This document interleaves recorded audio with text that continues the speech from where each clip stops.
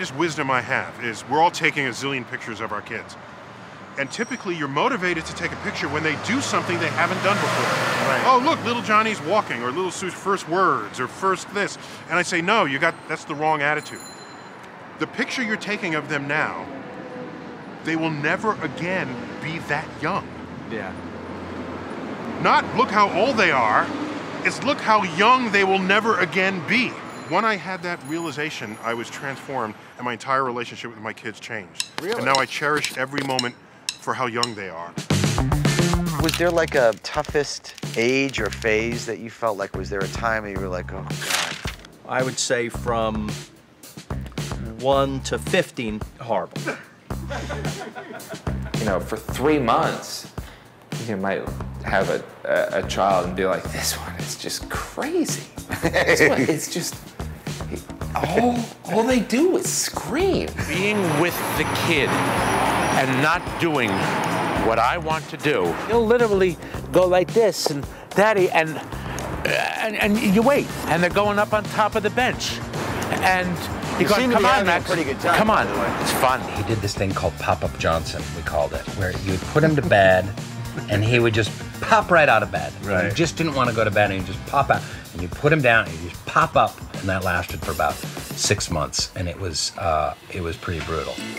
Did you have a favorite phase of childhood? It just went so fast. Yeah, it's all a blur. It was wonderful. What about you, Mo? You had no particular like phase that you liked more than others, or?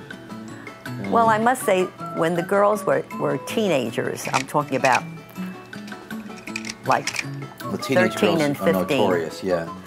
And it was pretty rough, but you were adorable at that. I mean, you were just such a joy. I wasn't so adorable when I was 15. You were on your own, but you were a good boy. I never had any problems. Teenagers. Oh yeah. When they're teenagers, you will be begging for them to be 4 and 1.5 and be changing their diapers and trying to get them down for a nap. So at 14, it's like when they really start to change.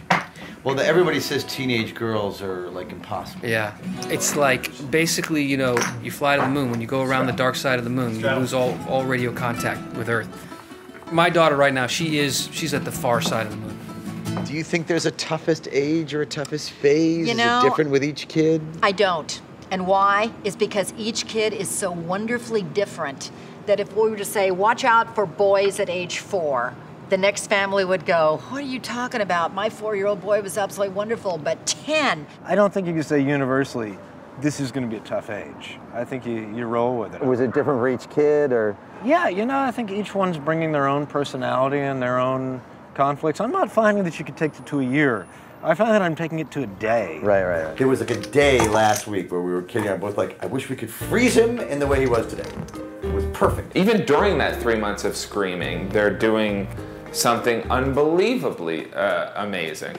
But they're always changing. Exactly. You're raising a human being every to day. go out in the world. As soon as you figure it out, he's already gone. The next stage is ready to go. He's already gone. The phases will drive you up a wall. You'll be like, I cannot take the whatever it is, the colicky phase, right? The diaper phase, and they keep going.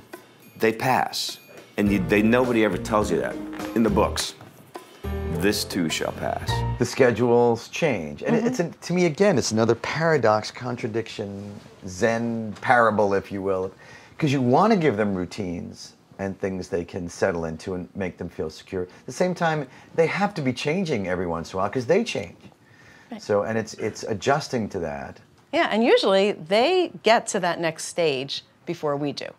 So that we're never, we're always playing catch up. What you got to do is roll with the punches and figure out what works, where's the kid coming from, and just be prepared for not being prepared.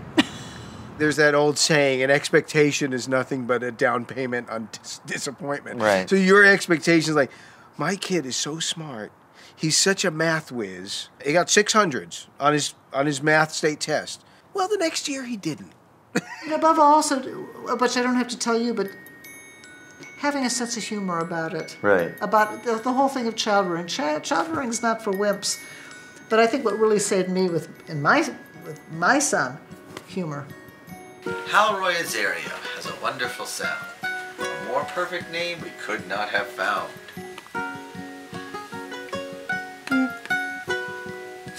You didn't like that one.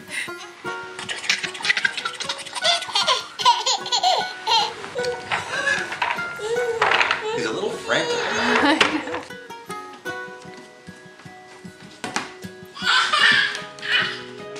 I'm always bereft at the end of every phase.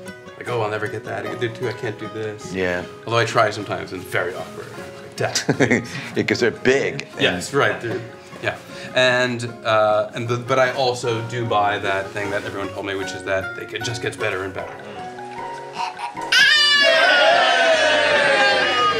I found that. It does get better and better, and yet there are things about every previous phase that I miss. Hal, you're doing it. You're doing it. When the little kid becomes a bigger kid, a little bit does, you know, depress you inside that it's happening. There is a time when you come of age, when you break out and go from a colt to a horse, and you become who the person you really are meant to be. That's the dream, that's the ideal, is that they come back free and independent and full of power. And it brings solace to us as parents to just accept that. And when you see them in an awkward situation, for any parent, is to say, it's not her time. Right. Soon. And they show you that, and that you take that and you become more inspired because of that. That's it. That's basically. That's what you hope and dream for. Well, you got to go, and I learned a lot here. I basically learned that I'd like you to come and raise my children.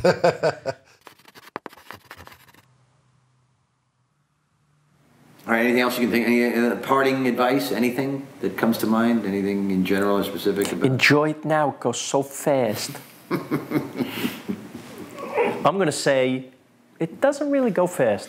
It could go a little faster, this part. You know, there's things you can't do when you have the kid. Like my life back. Having a kid will be like falling in love for the first time when you're 12, but every day, which it absolutely has been. There are times when I literally will say, I'm leaving town because my children are acting too much like me. You know, if you really love them, you just disappear for a year. Or you can say there are times when you're like, right, I could kill her. Right. But you wouldn't. That's good advice. Don't kill them.